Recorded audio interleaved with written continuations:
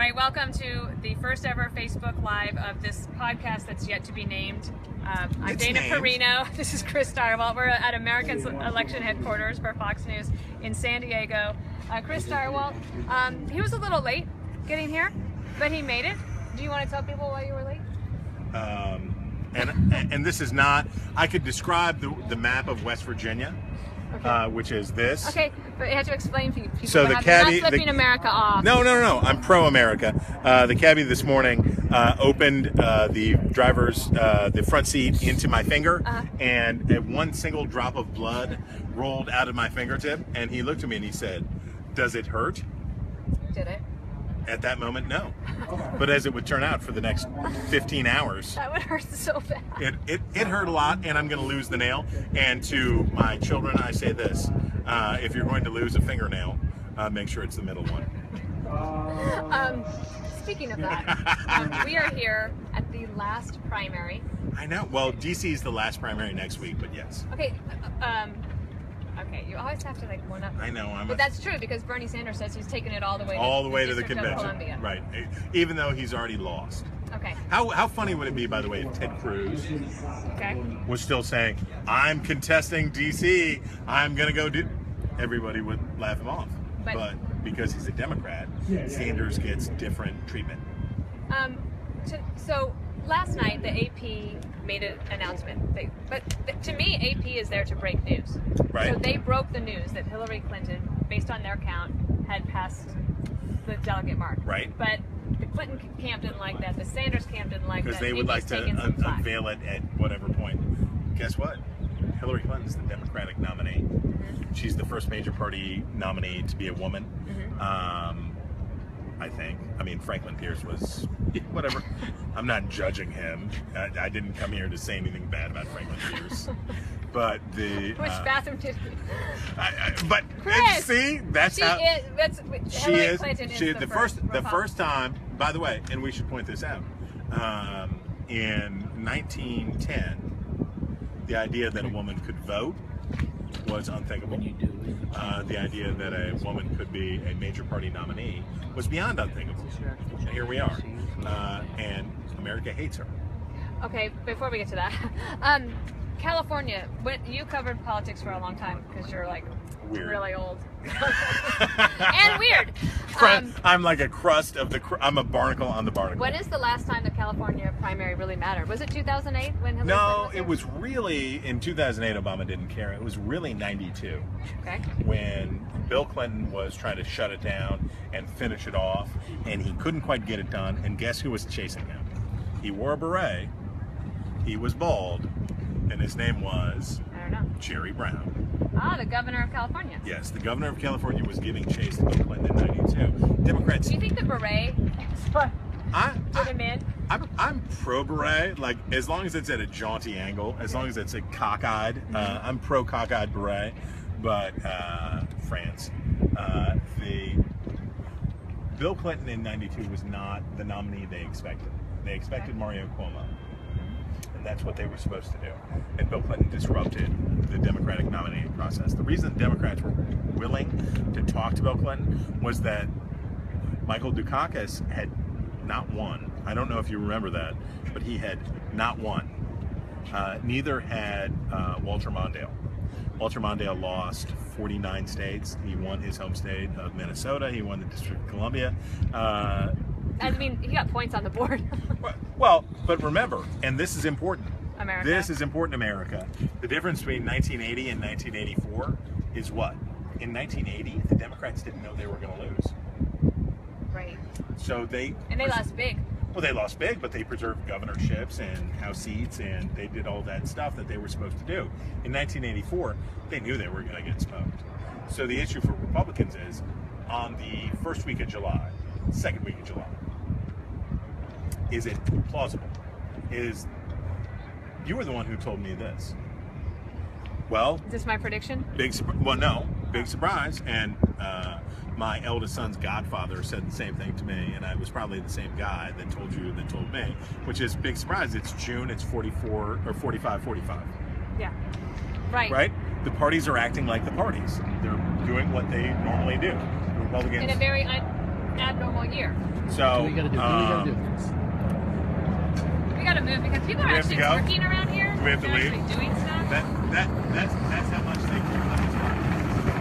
Well, they will listen to this podcast later. Right now, they got to get ready for Brett Baer's hit, and on Megyn Kelly is over there too. So we probably should yell to that. Megyn Kelly? Without boring our audience. That's what we do. Bernie Sanders says he's going to. Do you think he'll contest the convention? Or what? Or what? Or what? Like stop. Or John Kasich could contest the Republican convention. But he's not going to. But he could. Okay. He'd have just as good a claim to contest the Republican convention. And here's the big thing for Sanders, and I think this matters a lot.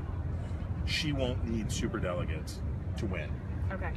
Okay. She'll win California. By the way, will you show the people how beautiful this is? Sure. This is Steve. The full, deep, shocking beauty of this. The thing that happens when you live in America. And by the way, have you read the Mark Twain book? You really don't want to talk about politics tonight. Have you noticed?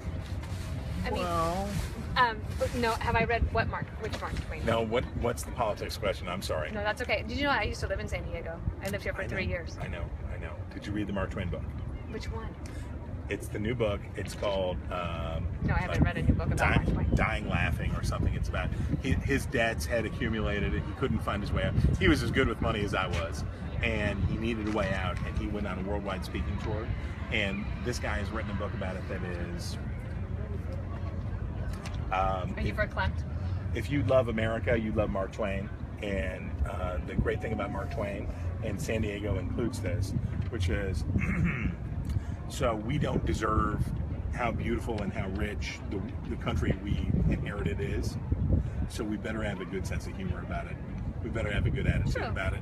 We better keep a little chin up. So we should be better attitude. Gracious. Okay. We should be more Perino like. The last thing we'll talk about on the Democrats is Hillary Clinton's going to be the nominee. Yes, she is. It is in historic. a big way. Yeah. It's historic. And it'll be 45-45 in around July, and then it's a horse race until November. So you and I should do another podcast immediately after the 4th of July. Because immediately after the 4th of July, we'll know. Does Donald Trump, and this is true, it's not about whether he acts like a Republican nominee, it's whether Republicans treat him like a nominee. Okay. Right now he's at 86% of Republicans. That's pretty good. Well, it's not good enough. For the general, it's not good enough. He's where he was a couple he's months Mitt ago. Romney with a comb over. He's not doing a good enough job. Okay.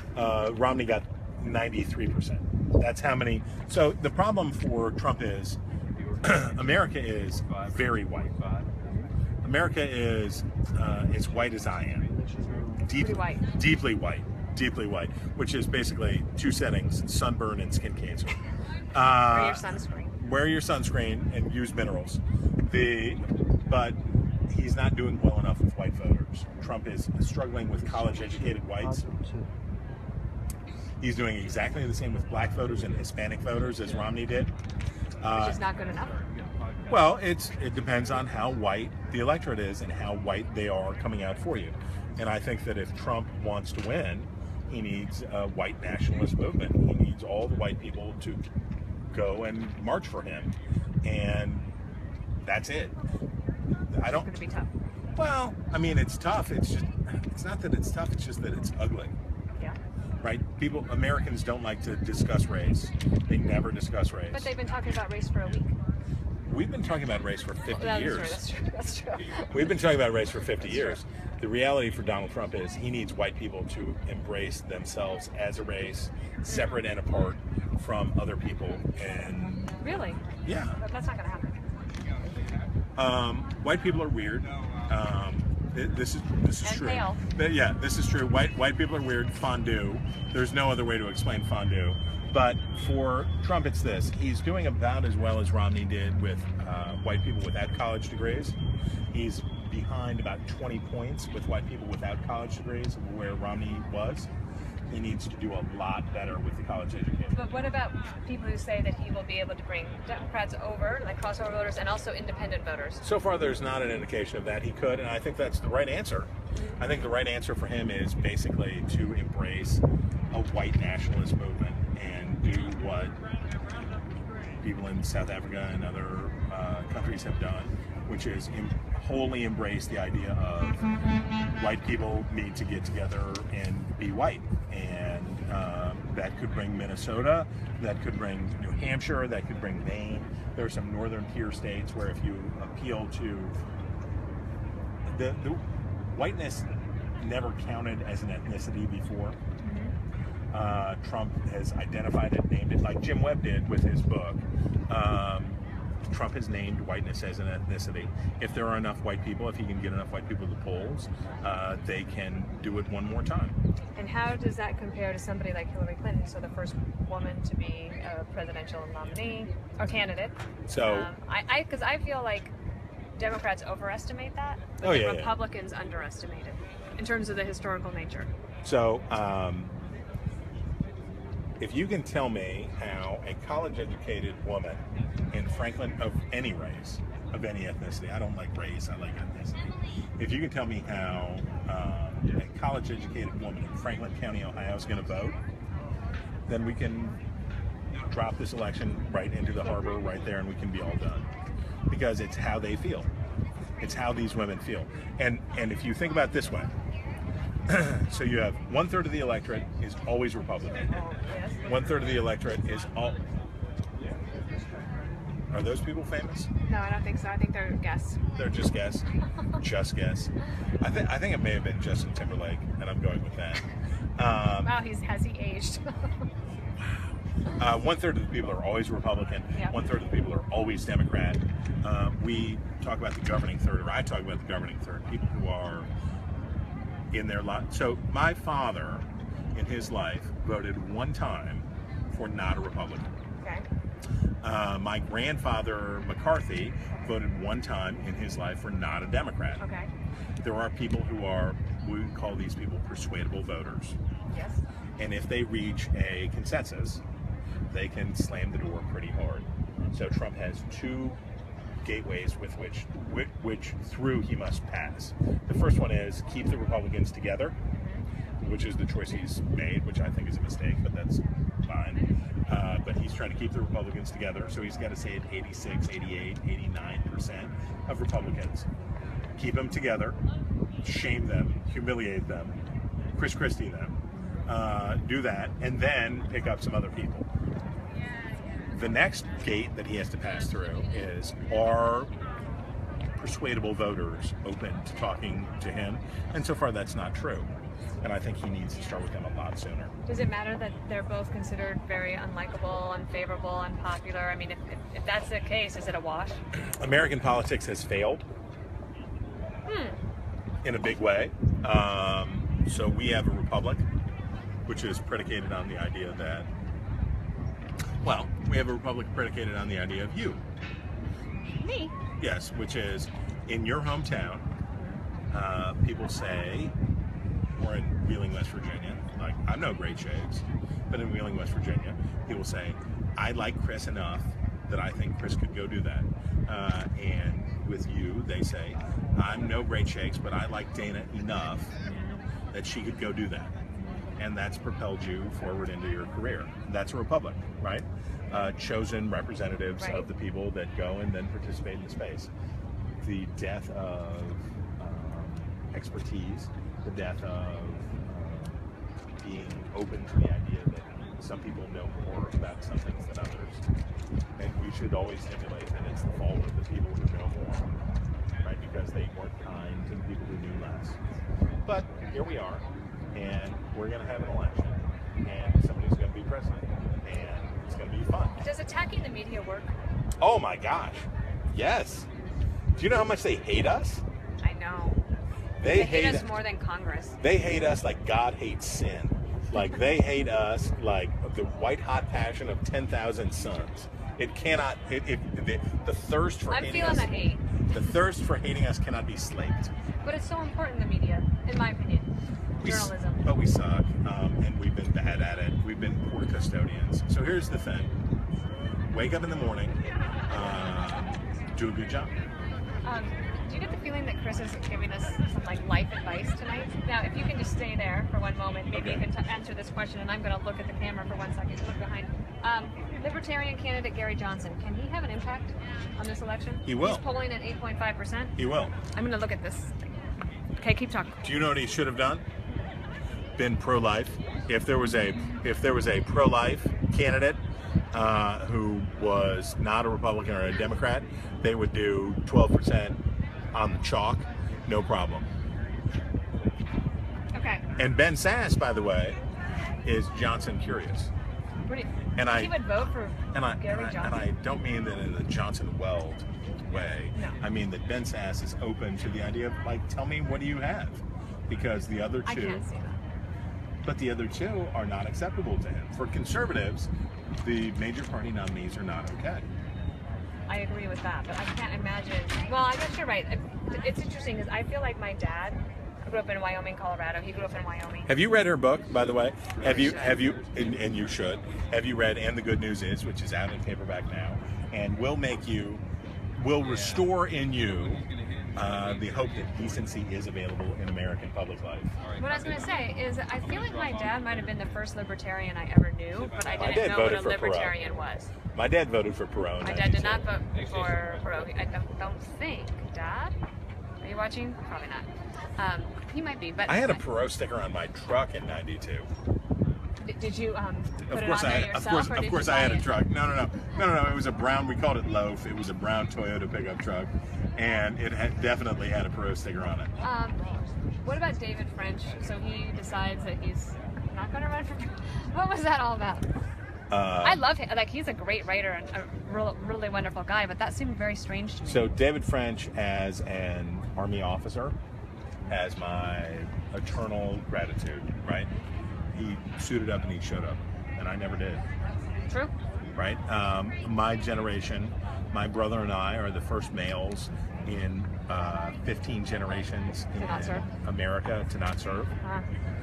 My father did everything he could to make sure that he didn't get his ass shot off in Korea, and my grandfather made sure that he didn't get killed in the First World War. But service was part of the story. Right. And David French's service is part of why he's a good man.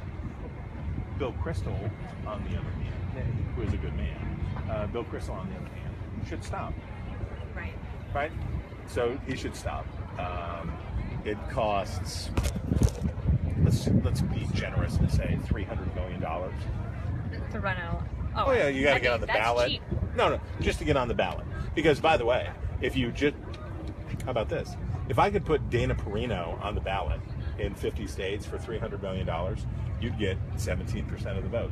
17%? Yeah. I might do it. I mean, you're small.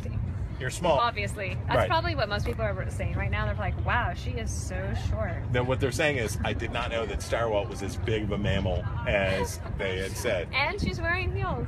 Let me ask you something about Bernie Sanders. I feel like he's gotten a pass from the media this whole time. But starting tomorrow morning, when he obviously cannot become the nominee, does that media attention of him stop? Yeah, nobody cares.